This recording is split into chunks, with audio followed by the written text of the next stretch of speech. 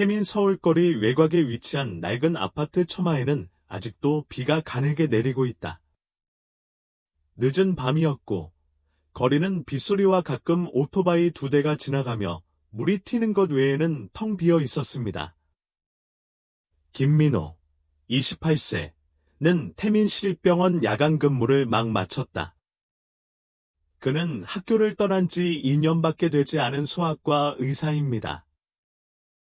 일이 힘들고 월급이 적음에도 불구하고 민호는 항상 자신의 경력을 자랑스럽게 생각합니다. 주머니에는 겨우 수십만 장밖에 남지 않았지만 병에서 회복되는 아이들의 웃는 얼굴을 볼 때마다 민호는 유난히 부자가 된 듯한 기분을 느꼈다. 비가 너무 많이 와서 언제 그칠지 모르겠어요. 민호는 중얼거리며 낡은 우산 아래로 더 빠르게 걸어갔다. 그의 아파트에서 불과 수십 미터 떨어진 곳에는 저소득층을 위한 작고 좁은 아파트가 있는 오래된 건물이 있다. 빗소리가 들리는 가운데 갑자기 민호는 이상한 소리를 들었다. 그는 걸음을 멈추고 좀 더 자세히 귀를 기울였습니다. 갓 태어난 아기의 울음소리였습니다. 그럴 리가 없어. 민호는 속으로 생각했다. 너무 피곤해서 잘못 들었나 보다. 그러나 울음소리는 점점 더 분명해졌습니다.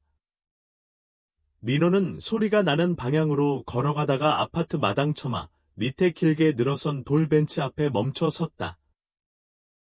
의자 위에는 작은 담요 묶음이 꿈틀거리고 있었다.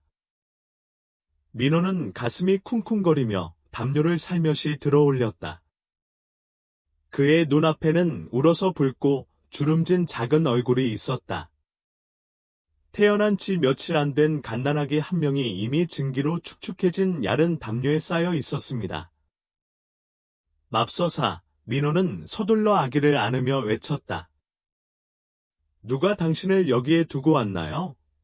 민호는 재빨리 주위를 둘러보았지만 거리는 한 사람도 보이지 않을 정도로 조용했다. 그는 담요를 확인하고 안에 들어있는 작은 종이 조각을 발견했습니다. 제 아이를 살려주세요. 저는 아이를 키울 여유가 없습니다. 아이는 선천성 심장 결함이 있어서 치료할 돈이 없습니다. 제발 저를 비난하지 마세요. 비는 계속 쏟아졌고 민호는 먼저 아이를 작은 아파트로 데려가기로 결정했습니다. 저는 의사입니다. 이런 상황에서 무엇을 해야 할지 알고 있습니다. 그러나 아파트 문이 닫히자 민호는 작은 거실에 조용히 서서 아이의 빨개진 얼굴을 혼란스러운 표정으로 내려다보고 있었다. 내 아이를 어떻게 할 것인가? 민호는 여전히 아기를 품에 안고 궁금해했다. 아이는 울음을 멈추고 크고 동그란 검은 눈을 뜨고 민호의 눈을 똑바로 바라보았다. 맑고 청순한 표정이지만 슬픈 사연을 담고 있는 듯하다. 민호는 추위뿐 아니라 살기 위해 애쓰는 듯한 작은 몸에서 약간의 떨림을 느꼈다. 민호는 푹신한 베개와 담요로 서둘러 만든 작은 침대 옆에서 밤새도록 잠을 이루지 못했다. 그는 아기의 심박수, 체온, 활력 징후를 확인했습니다. 메모에 적힌 대로 그 아이는 선천성 심장질환을 앓고 있습니다. 민호가 청진기를 보면 바로 알아챌 수 있는 뚜렷한 잡음은 심실 중격 결손이나 실어증 사분지증일 수 있습니다. 민호는 대학 시절의 지식을 떠올리려고 중얼거렸다. 아이에게 정밀 검사가 필요하며 수술이 필요할 수도 있습니다. 다음 날 아침, 민호는 상사에게 전화를 걸어 하루 휴가를 달라고 요청했다. 그는 아기를 자신이 일하는 병원으로 데려갔습니다. 그의 이야기에 민호의 동료들은 모두 놀랐다. 아직 경찰에 전화하지 않았나요? 소아과 과장 석호 박사가 물었다. 아동 유기 사건이므로 즉시 신고해야 합니다. 민호는 보고하겠지만 우선 아기의 건강 상태를 확인하고 싶다고 답하며 간호사가 진찰을 받는 아이에게서 눈을 떼지 않았다. 부검과 심장 초음파 검사 결과 소녀는 빠른 시일 내에 수술이 필요한 위험한 질병인 낫 모양의 복합 선천성 심장병인 사분지증을 앓고 있는 것으로 확인됐다. 그렇지 않으면 아이가 첫 해 동안 살아남지 못할 수도 있습니다. 수술비가 너무 비싸다.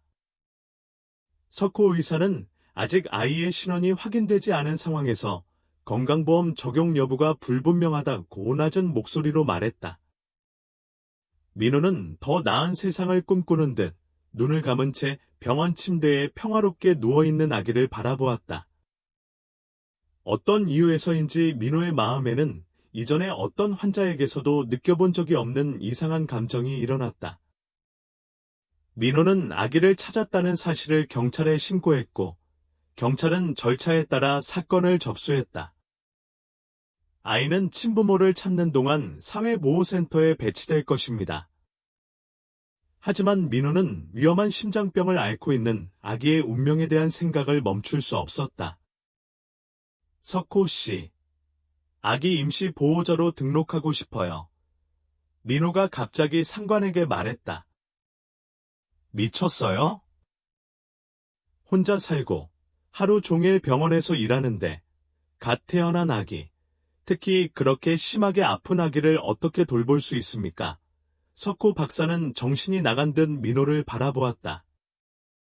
어려운 건 알지만 저는 소아과 의사입니다. 아이들을 어떻게 돌보는지 이해하고 아기를 보호소에 데려가 잊혀지는 것을 원하지 않습니다. 아기의 질병으로 인해 위험에 처해 있고 큰 의료비가 필요한 아이를 입양하고 싶어하는 사람이 없을까 두렵습니다. 석호 박사는 목소리를 낮추며 말을 마쳤다. 그런데 민호 씨, 돈이 많지 않아요. 심장 수술 비용이 수억 돈까지 나올 수도 있어요. 민호는 내가 방법을 찾아보겠다고 주장했다. 절차를 수행하는 데 도움을 요청합니다. 석호 박사는 눈앞의 젊은 의사를 설득할 수 없음을 알고 한숨을 쉬었다. 알겠습니다. 당국에 연락할 수 있도록 도와드리겠습니다. 하지만 민호님, 잘 생각하셔야 합니다. 일시적인 결정은 아닙니다. 민호는 미소를 지으며 아기의 얼굴에 시선을 멈췄다. 잘 생각해봤습니다. 가장 어두운 상황에서도 항상 평화의 빛이 있기 때문에 아기 이름을 민환으로 지겠습니다. 임시 후견 절차는 쉽지 않았지만 동료들과 의료계 관계자들의 도움으로 민호는 마침내 승인을 받았습니다. 아기 민환은 일주일 만에 퇴원해 공식적으로 민호의 작은 아파트에서 살기 위해 돌아왔습니다. 민호의 인생은 완전히 바뀌었습니다. 그는 업무 일정을 다시 조정해야 했고, 일하는 동안 이웃에게 의지의 아이를 돌봐야 했으며, 신생아를 돌보는 방법을 건조한 의학 지식부터 생생한 현실까지 배워야 했다. 하지만 가장 큰 어려움은 여전히 재정적이다. 아기의 심장 수술 비용은 약 2억 밴드입니다. 선천 심장 전문의는 민환을 진찰한 뒤 최대한 빨리, 가급적이면 1살이 되기 전이라고 밝혔다. 민호는 마음속의 혼란스러움을 숨기려 애쓰며 고개를 끄덕였다. 그의 의사 월급은 한 달에 $10,000가 조금 넘습니다. 추가 교대 근무를 하면 $300만에서 $500만 추가로 받을 수 있습니다. 평생 저축해도 1년에 2억 밴드로는 부족합니다. 그날 밤 민환이 잠들었을 때 민호는 컴퓨터 앞에 앉아 온라인 자선 모금 행사를 스크롤하고 있었습니다. 그는 도움을 받기를 바라며 자신의 이야기와 민환을 쓰기로 결정했습니다. 민호는 안녕하세요. 서울에 사는 소아과 의사 김민호입니다. 지난달 어느 비 오는 밤, 아파트 앞 벤치에 버려진 갓난아기를 발견했습니다. 그 아이는 심각한 선천성 심장병을 앓고 있어 긴급 수술이 필요했습니다. 라고 과시나 과장 없이 직설적으로 썼다. 신원보호를 위해 얼굴을 가린 민환의 사진과 진료기록부를 첨부했다. 그는 2억 밴드를 모금하고 이를 소셜 네트워킹 플랫폼에 공유한다는 목표를 세웠습니다.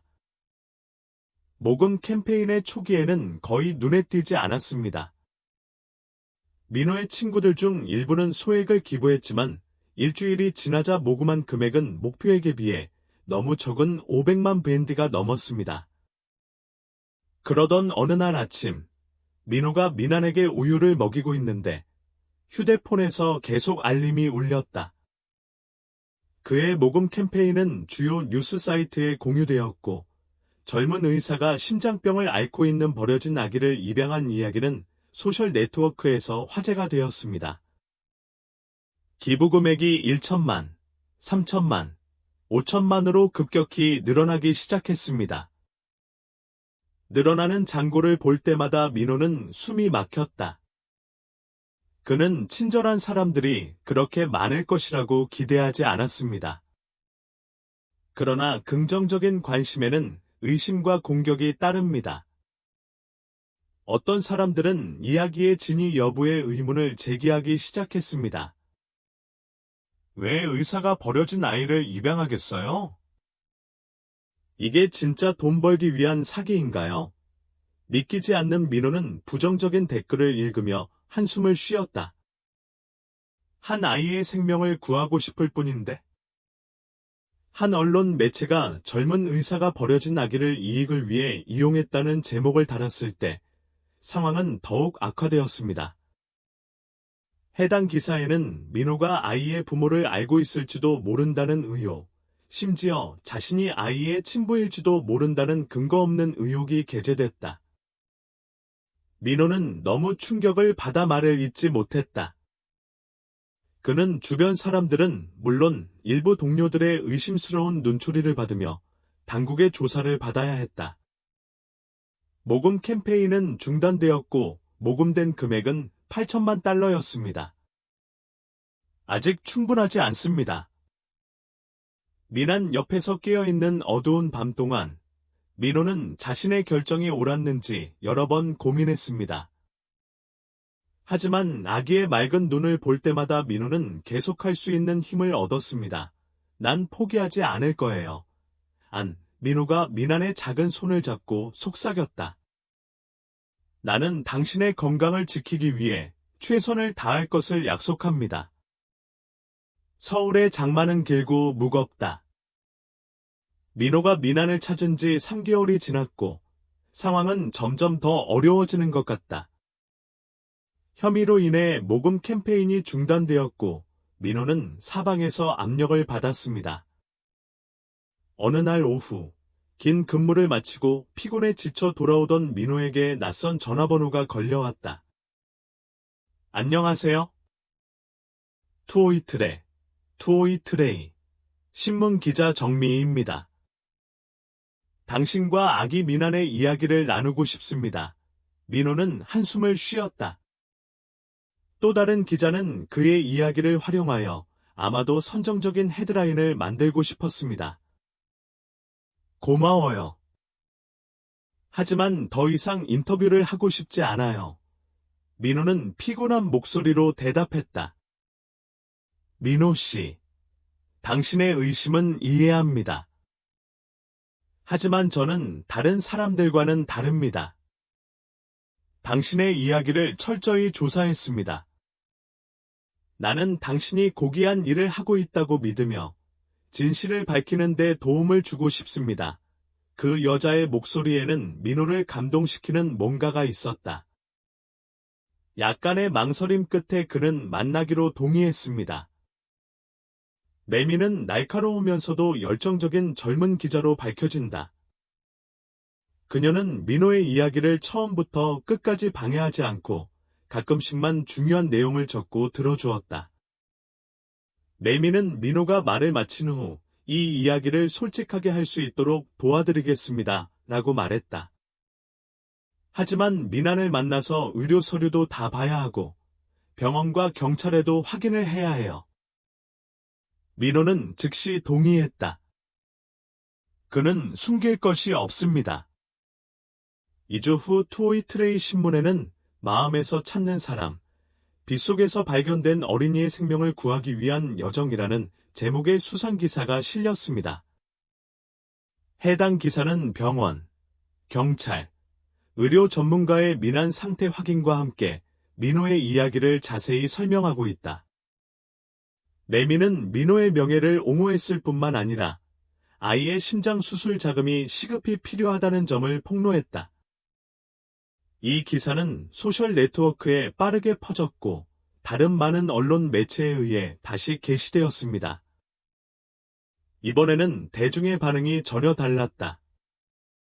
모두는 민호의 행동에 감탄을 표했고 민환을 향한 숨은 자신감도 드러냈다. 모금 캠페인이 다시 시작되었고 기부금이 급증했습니다. 단 3일 만에 2억 밴드를 돌파했습니다. 주말에는 그 수가 3억 5천만 명에 달했는데 이는 심장 수술에 필요한 숫자보다 많은 수치였습니다. 민호는 함께한 시간을 거쳐 절친한 친구가 된 매미에게 여불의 돈은 민환을 위한 기금 마련에 쓰겠다고 말했다. 이 돈은 아기의 미래 교육과 의료비로 사용될 것입니다. 매미는 태민의 말에 고개를 끄덕였다. 민호는 모든 걸 생각해봤다. 좋은 아빠가 될 거야 라고 웃었지만 마음속엔 여전히 걱정이 많았다. 신생아의 심장 수술은 항상 많은 위험을 수반하며 아이의 복잡한 상태로 인해 성공률은 약 70%에 불과합니다. 드디어 수술날이 다가왔습니다. 민호는 민환을 어린이 선천성 심장수술 분야 최고의 전문가팀을 보유한 하노이 심장병원으로 데려가기로 결정했습니다. 민호는 환자와의 개인적인 관계로 수술에 참여하지 못해 심장이 쿵쾅쿵쾅 대기실에서 기다려야 했다. 매미는 민호와 함께 하노이로 가기 위해 휴가를 요청했다. 그녀는 8시간의 수술 내내 그의 옆에 앉아 그를 격려하고 그가 절망에 빠지지 않도록 지켜주었습니다. 민환 괜찮을 거예요. 매미가 민호의 손을 꼭 잡았다. 당신은 강한 작은 전사입니다. 민호는 목에 걸린 덩어리를 삼키려고 고개를 끄덕였다. 나와 함께 있어줘서 고마워요. 매미. 혼자서 이 일을 이겨낼 수 있을지 모르겠어요. 드디어 수술실 문이 열렸습니다. 안경 뒤에 현명한 눈을 가진 중년 남성외과 의사가 민호를 향해 걸어왔다. 그는 수술을 마쳤다고 담담하게 말했다. 수술이 예상보다 복잡했지만 큰 결함은 고칠 수 있었습니다. 민환은 회복실로 이송 중입니다. 그건 민호가 떨리는 목소리로 물었다. 의사는 아기가 가장 위험한 단계를 통과했다고 웃었다. 하지만 앞으로 48시간은 여전히 매우 중요합니다. 주의 깊게 지켜봐야 합니다. 민호와 매미는 기쁨에 넘쳐 서로를 꼭 껴안았습니다. 민호의 눈물은 안도의 눈물, 희망의 눈물, 민환의 더 밝은 미래에 대한 믿음의 눈물이었습니다. 이틀 뒤 민환은 중환자실에서 일반 병실로 이송됐다.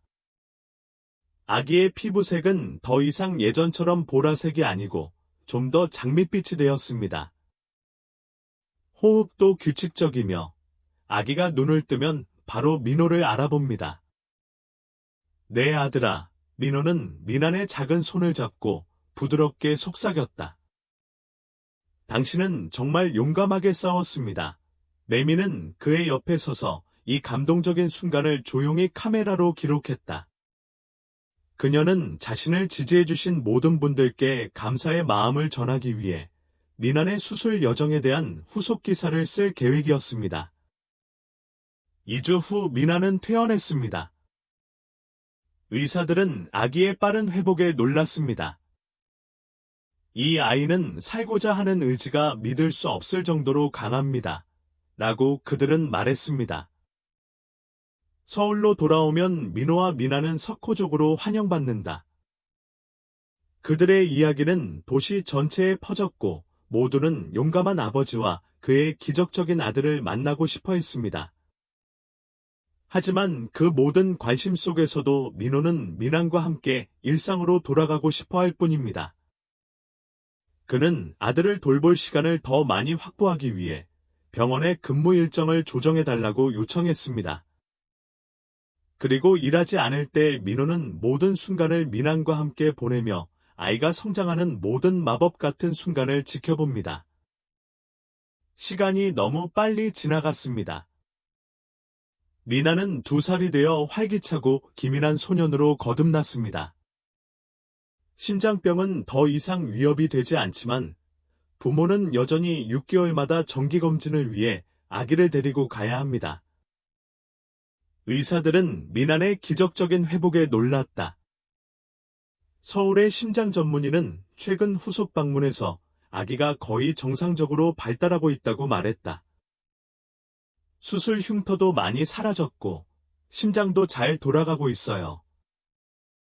정말 기적이에요. 민호의 작은 아파트는 이제 웃음과 알록달록한 장난감들로 가득 차 있습니다.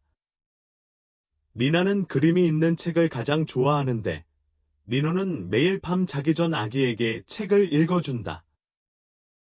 민호는 여전히 바쁜 일정으로 인해 수학과 의사임에도 불구하고 항상 아들과 함께 좋은 시간을 보내려고 노력합니다. 매미는 아직도 자주 방문해요. 미난의 태민 수술 기사가 게재된 후 그녀는 승진하여 사회 저널리즘 분야로 이직했습니다. 그녀와 민호의 관계 역시 시간이 지나면서 친밀한 우정에서 점점 더 깊은 감정으로 발전해갔다. 오늘 우리 아이는 어때요? 매미는 일요일 오후 간식이 가득 담긴 가방과 미난을 위한 새 장난감을 들고 민호의 아파트로 들어가면서 물었다. 엄마 미나는 예쁘고 작은 다리로 매미를 향해 달려가며 기뻐 소리쳤어요. 그 소녀는 몇 달 전부터 매미를 엄마 정미라고 부르기 시작했는데 너무나 당연해서 누구도 반대할 수 없었다. 민호는 눈앞의 광경을 바라보며 미소를 지었다. 그는 우리는 이것을 공식화해야 한다고 생각했습니다. 그는 갑자기 말했다. 매미는 놀라서 그를 바라보았다. 무슨 일이야? 너와 나의 이야기, 우리 작은 가족의 이야기, 민호가 그녀에게 다가갔다. 매미야, 정식으로 미난의 엄마가 되고 싶니? 매미는 잠시 말없이 서 있다가 웃음을 터뜨렸다. 당신은 내가 들어본 것 중 가장 이상한 방식으로 나에게 프로포즈하고 있어요. 김민호. 그래서 당신의 대답은 무엇입니까? 민호가 환하게 웃으며 물었다. 물론이죠. 매미는 눈물을 글썽이며 대답했다. 나는 오랫동안 너희 둘을 사랑해왔다. 그들은 이듬해 봄에 간소한 결혼식을 올렸다. 이제 2살 반이 된 미나는 중요한 날 반지 전달자였습니다. 민호가 근무했던 병원의 모든 사람들과 매미의 언론 동료들이 참석했습니다. 이날 결혼식에는 미난의 수술을 위해 기부해주신 많은 분들이 참석해 자리를 빛냈습니다. 한 손님은 이것은 내가 본 것 중 가장 아름다운 이야기입니다 라고 말했습니다. 버림받은 아이에서 사랑하는 가족이 되기까지 얼마나 인생의 기적인가. 매미의 안정된 직장의 재정적 지원과 미난의 신탁자금의 나머지로 작은 가족은 바다 근처의 더 넓은 아파트로 이사했습니다. 미나는 의학 지식을 갖춘 헌신적인 아버지와 열린 마음을 지닌 유능한 어머니, 양쪽의 사랑과 보살핌 속에서 자랐습니다. 민호는 소년이 자신의 직업에 대해 호기심을 보이자 미난에게 자주 아빠처럼 의사가 될 필요는 없다고 말했다. 당신이 행복하고 잘 살기만 한다면 당신이 원하는 사람이 될 수 있습니다. 매미는 항상 미난의 호기심과 스토리텔링 능력을 격려합니다. 당신에게는 특별한 이야기가 있습니다. 언젠가는 당신이 세상에 그 이야기를 전할 사람이 될 수도 있습니다. 라고 그녀는 말했습니다. 미난이 5살이 되던 해, 예상치 못한 사건이 일어났다. 어느 날 저녁, 온 가족이 저녁을 먹고 있는데 초인종이 울렸다. 이 시간에 누가 오나요? 매미는 궁금했다. 민호가 일어나 문을 열자 거기에는 젊은 여자가 서 있었다. 얼굴이 창백하고 걱정스러운 표정이었다. 김민호 박사님이신가요? 그녀는 목소리가 떨리며 물었다.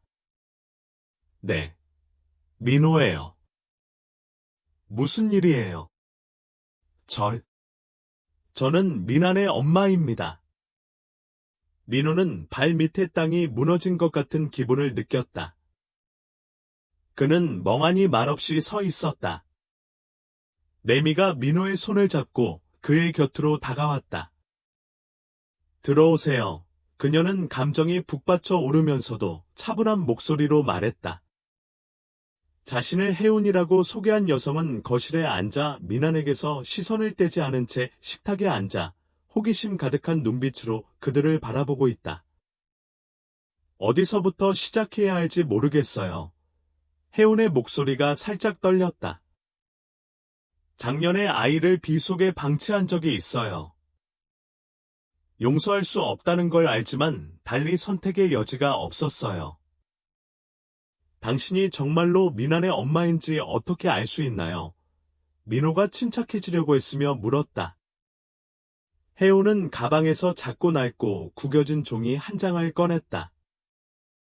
이것은 제가 아들과 함께 보낸 종이입니다. 일부는 제가 보관했습니다. 그 종이는 민호가 오랫동안 간직하고 있던 종이와 마치 잃어버린 퍼즐 조각처럼 완벽하게 일치했습니다. 왜 지금 나타났어요? 매미가 씁쓸함을 감추지 못하는 목소리로 물었다. 우리가 몇 년 동안 미난을 키우고 사랑했는데 미난을 데려가고 싶나요? 혜우는 눈물을 흘리며 고개를 저었다. 아니, 그럴 권리는 없어. 그냥 한 번만 보고 싶을 뿐이야. 사랑하지 않아서 너를 버릴 필요가 없다는 걸 알아줬으면 좋겠고, 내 생명을 구해주고, 내가 하지 못한 생명을 주신 두 분께 감사하다는 말을 전하고 싶다. 방은 침묵에 빠졌다. 민호는 매미를 바라보며 아내의 눈에서 조심성과 동정심을 동시에 보았습니다. 그리고는 무슨 일인지 이해하지 못한 채 식탁에 순종적으로 앉아있는 소년 미난을 바라보았다. 시간이 필요해요. 민호가 마침내 말했다. 이것은 하룻밤 사이에 내릴 수 있는 결정이 아니며 귀하의 정보를 철저히 확인해야 합니다. 혜우는 눈물을 닦으며 고개를 끄덕였다. 알겠습니다. DNA 검사든 뭐든 필요하다면 해볼 의향이 있습니다. 다만 저를 너무 미워하지 마시길 바랍니다. 혜운이 떠난 후 민호와 매미는 마음이 무거워진 채 거실에 앉아 있었다. 미나는 자신의 인생에 또 다른 큰 사건이 있었다는 사실도 모른 채 방으로 들어와 푹 자고 있었습니다. 너무 무서워요. 매미가 민호의 손을 꼭 잡으며 속삭였다. 그녀가 미난의 법적 양육권을 주장할까 두렵습니다. 그녀는 여전히 친어머니입니다. 민호는 아내를 안심시키려고 그럴 것 같지는 않다고 답했다. 정말로 뉘우치고 우리에게 고마워하는 것 같습니다. 하지만 그래도 미난을 보호하기 위해 최선을 다하겠습니다. 그런데 그걸 어떻게 설명하지? 넌 아직 5살밖에 안 됐는데 이렇게 복잡한 걸 어떻게 이해할 수 있지? 민호는 매미를 자신의 팔로 끌어당기며 단계적으로 진행하겠다고 말했다. 지금은 혜운 씨의 정보를 확인해야 하며 모든 것이 그녀의 말대로라면 다음 단계는 함께 결정하겠습니다. 2주 후 DNA 검사를 통해 혜운이 실제로 미난의 생모임이 확인되었습니다. 민호와 매미는 법률 자문을 위해 가정법 전문 변호사를 고용했습니다. 상황은 상당히 복잡합니다. 변호인은 당신들은 민안의 법적 후견인이지만 해운은 여전히 생모로서의 권리를 갖고 있다. 그러나 아이를 버린 것은 친권 포기로 간주될 수 있다. 모든 것은 법원의 판단에 달려있다고 설명했다. 민호는 우리는 모든 것을 법정에 가져가고 싶지 않다고 말했다. 그렇게 하면 민안이 마음이 상할 것 같아요. 우리는 아들을 위해 이 상황을 처리할 수 있는 최선의 방법을 알고 싶을 뿐입니다. 민호와 매미는 수많은 밤의 토론과 숙고 끝에 해운을 다시 만나기로 결정했습니다. 이번에 그들은 예상치 못한 해결책을 제안한다. 해운이 민안의 친척으로서 생활에 참여할 수 있도록 허용하되 그녀가 친어머니라는 사실을 즉시 밝히지는 않는 것이다. 매미는 민안은 아직 너무 어려서 모든 것을 이해하지 못하는 것 같다고 설명했다. 아이에게 충격을 주기보다는 이모님으로 소개하고 싶습니다. 아이가 좀 더 크고 이해할 수 있게 되면 사실대로 말씀드리겠습니다. 해운은 감사의 눈물을 흘리며 동의했습니다. 저는 감히 그런 꿈을 꾸지 못합니다. 단지 제 아이가 어떤 역할을 하든 잘 자라는 모습을 보고 싶을 뿐입니다. 그들은 또한 해운이 아이들에 대한 법적 양육권을 추구하지 않고 정기적으로 민안을 방문하는 것을 허용하기로 합의했습니다.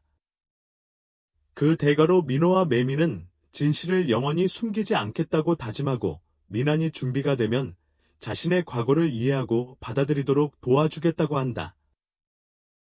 해운 씨는 빠르게 민안의 삶의 일부가 되었습니다. 그녀는 자주 방문하여 케이크 선물을 가져오고 소년과 놀면서 시간을 보냅니다. 민안은 이모를 사랑하고 과거에 남겨진 아들을 향한 해운의 진정한 사랑은 누구도 부인할 수 없다. 해운은 민안과 함께 즐거운 오후를 보낸 후 민호와 매미에게 두 분 감사합니다라고 말했습니다.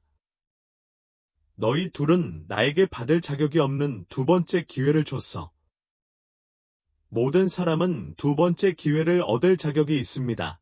민호는 한때 너무나 절박해서 아이를 남겨두고 떠나야 했던 젊은 여성의 눈을 바라보며 대답했습니다. 우리는 그것을 민안에게서 배웠습니다. 시간이 흘러 민안은 10살이 되었고 똑똑하고 활동적이며 특히 타인의 감정에 민감한 학생이 되었습니다. 과거 심장 수술로 인해 가슴에 난 상처는 이제 희미해졌고 소년이 항상 자랑스럽게 이야기하는 인생 이야기의 일부가 되었습니다. 미나는 친구들에게 아빠가 네가 기적이라고 하더라라고 자주 말한다. 당신의 심장이 기적적으로 회복되었기 때문입니다. 하지만 미나는 전체 내용을 알지 못합니다.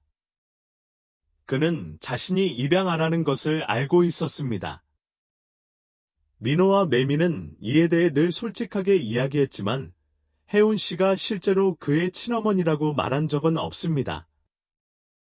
그들은 미나니 모든 것을 이해할 만큼 성숙해졌을 때를 기다리고 있었습니다. 어느 날 저녁, 혜운이 참석한 가족 식사 후 민호와 매미는 진실을 말할 시간이라고 결정했습니다. 미나는 발코니에 가서 앉아서 이야기를 나누자고 제안했고 혜운은 거실에서 기다리고 있었다. 불안으로 가슴이 두근거리는 민호는 부드러운 목소리로 말을 시작했습니다. 아빠와 엄마가 너에게 중요한 이야기를 해줄 게 있어. 미나는 호기심 어린 눈으로 부모님을 바라보았다. 무슨 일이에요? 민호는 내가 아주 어렸을 때 어느 비오는 밤에 아빠가 벤치에 있는 너를 발견했다는 걸 너도 알잖아라고 말했다. 그리고 아빠는 저를 집에 데려가서 돌봐주셨어요. 그 후 저는 심장 수술을 받았어요. 미나는 고개를 끄덕였다. 그는 이 이야기를 여러 번 들었고 항상 자랑스러워했습니다. 매미는 계속해서 아빠와 엄마가 나에게 한 번도 말하지 않은 것이 나를 그 돌벤치에 올려놓은 사람에 관한 것이라고 말했다. 미나는 긴장했다. 그분이 당신의 친부모인가요? 그래, 아들아. 민호는 고개를 끄덕였다. 그리고 오늘 우리는 당신이 진실을 알 만큼 나이가 들었다고 생각했습니다. 당신을 낳은 어머니는 혜원 씨였습니다. 미나는 조용해졌고 그의 눈은 놀라서 커졌다. 그는 고개를 숙여 바닥을 바라보더니 잠시 후 낮은 목소리로 물었다. 그러면 혜원 씨가 제 생모인가요? 왜 저를 떠나셨나요? 민호와 매미는 당시 혜운의 상황, 미난의 젊음과 병으로 인한 무력감, 경제적 궁핍 등을 참을성 있게 설명했다. 또한 혜운이 어떻게 미난을 찾으러 돌아왔는지, 세 사람이 소년을 위해 내린 결정에 대해서도 이야기합니다. 그녀는 당신을 아주 사랑해요. 매미가 감동으로 가득 찬 목소리로 말했다.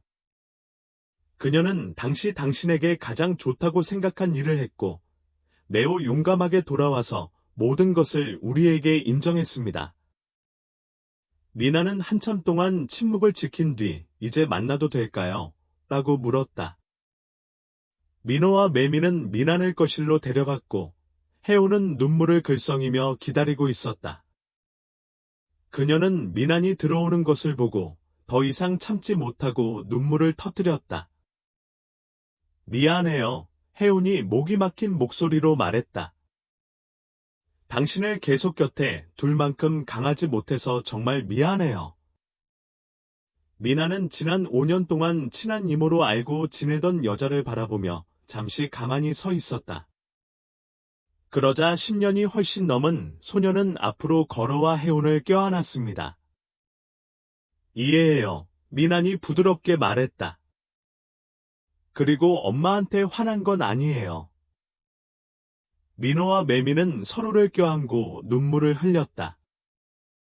그들은 수년간 이 순간을 두려워했지만 이제 미난의 용서와 이해를 보면서 모든 것이 괜찮을 것이라는 것을 알았습니다. 그날 밤 이후 미난과 혜운의 관계는 새로운 시작을 맞이했다.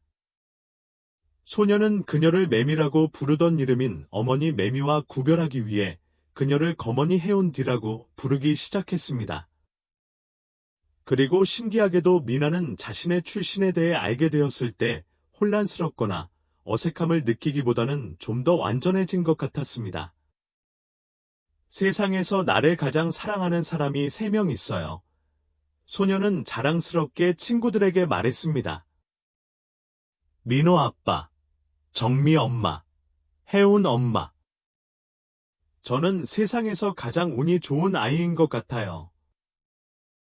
혜운은 마침내 대학 공부를 마치고 유치원 교사가 되었습니다. 그녀는 미난을 편리하게 방문하기 위해 민호와 매미의 집 근처에 작은 아파트를 구입했고 점차 그의 삶에 없어서는 안 될 존재가 되었다. 미난의 10번째 생일을 맞아 어른 3명이 함께 특별한 파티를 열었습니다.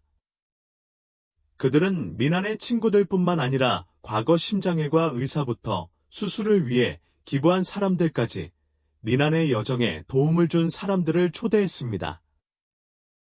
파티 도중 갑자기 미난이 일어나 생일을 맞아 와주신 모든 분들께 감사드린다.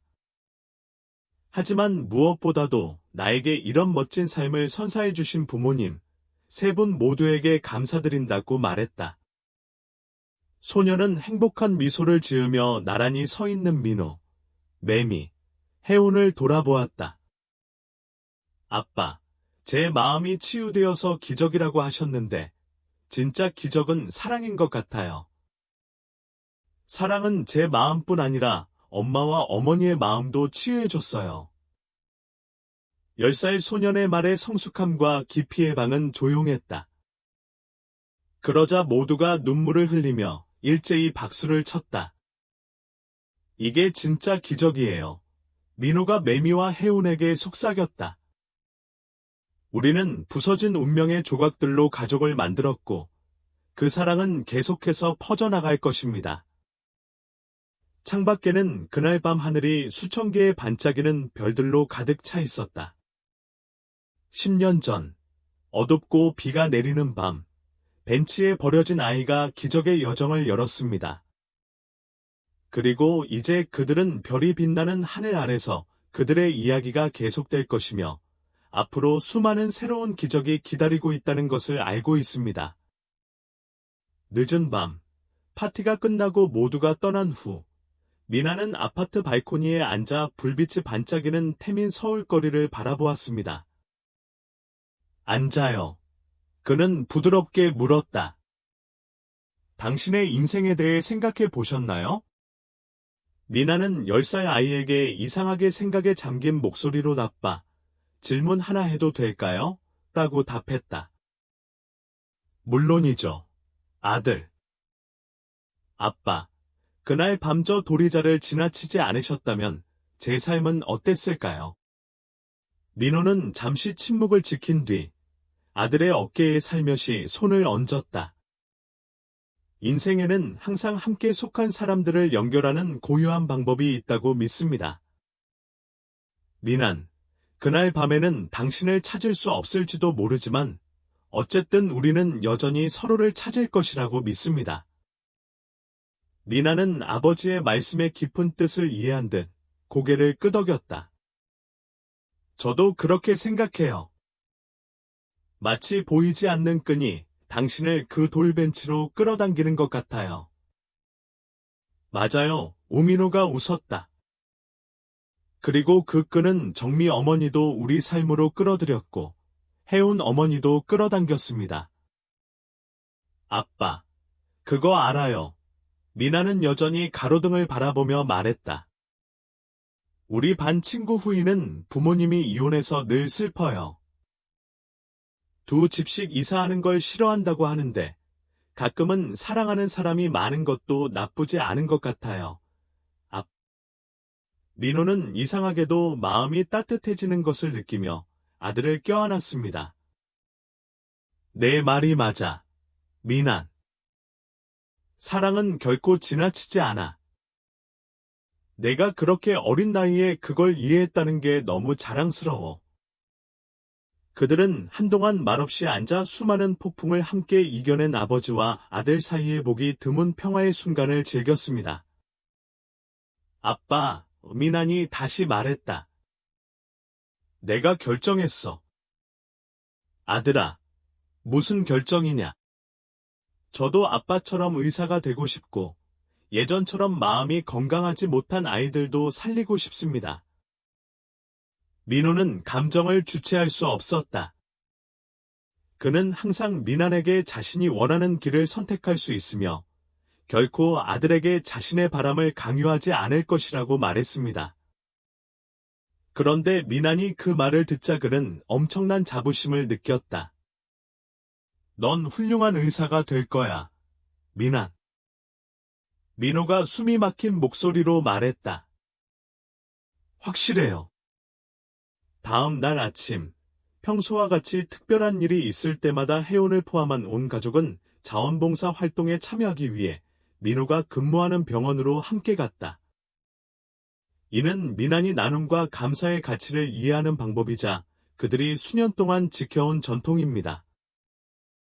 오늘은 민호가 아직 부학장으로 근무하고 있는 수학과로 갔습니다. 그들은 아이들에게 줄 장난감, 공책, 사탕을 가져왔습니다. 미나는 자신이 받은 것에 대해 보답하는 듯한 느낌을 받기 때문에 이번 활동을 특히 좋아합니다. 민호 선생님, 그들이 들어오는 것을 보고 젊은 간호사가 소리쳤다. 다행히 의사가 왔어요. 방금 응급 상황이 접수됐어요. 선천성 심장병이 의심되는 버려진 신생아입니다.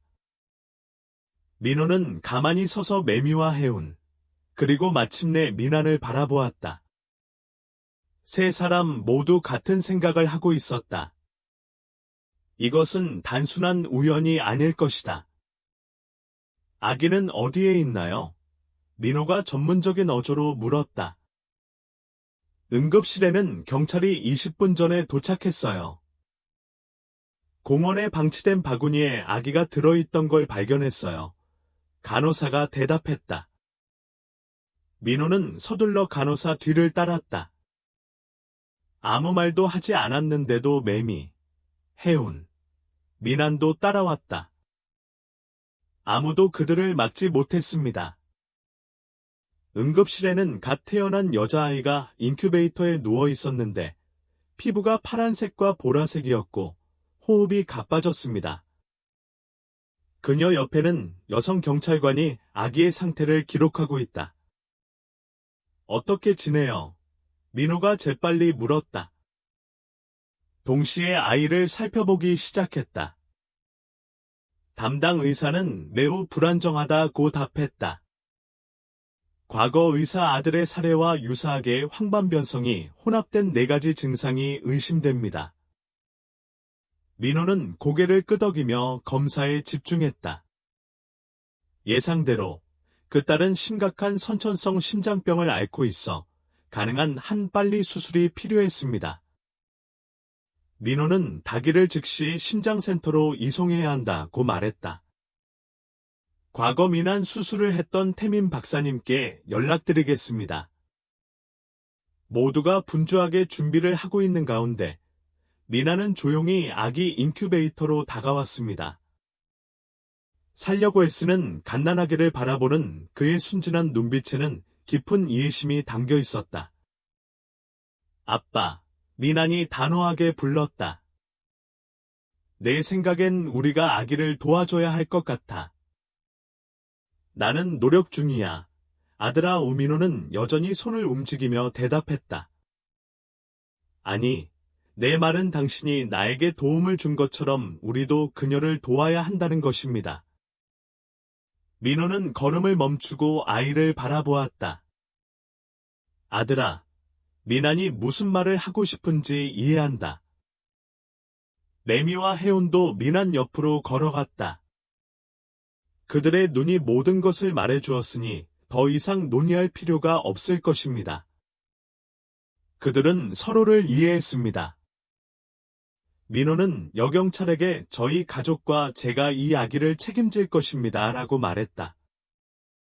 임시 후견인을 신청하고 수술 비용은 전액 우리가 부담하겠습니다.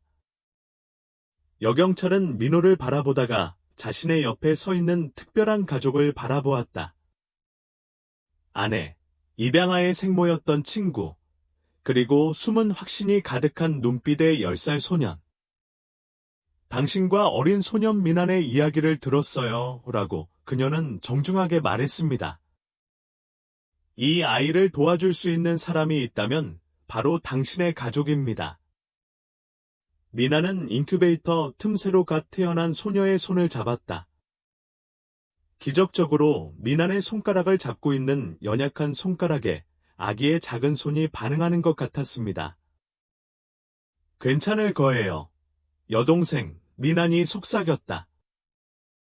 그들이 나를 돌봐준 것처럼 우리도 당신을 돌볼 것입니다. 그리고 언젠가 당신도 나만큼 강해질 것입니다. 병원 창밖에는 아침 햇살이 점차 어둠을 걷어내고 희망 가득한 새로운 하루를 알리고 있다.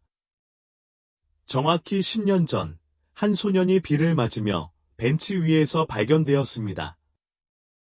이제 다시 여자 아기가 발견되었고 기적의 순환이 계속되고 있습니다.